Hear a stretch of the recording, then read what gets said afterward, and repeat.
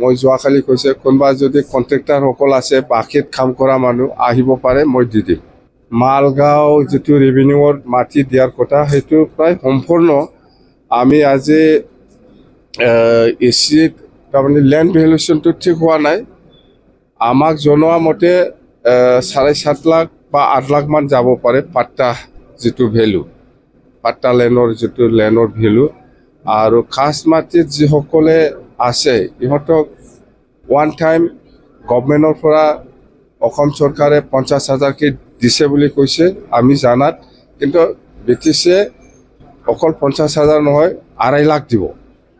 সদায় ওপৰত থাকিব লাগে, আমি তলত নামা নাই আমি। আমি ষ্টেটে 50,000 দিয়ে বোলে, আমি 2.5 লাখ দিম বুলি কৈছে বাছ।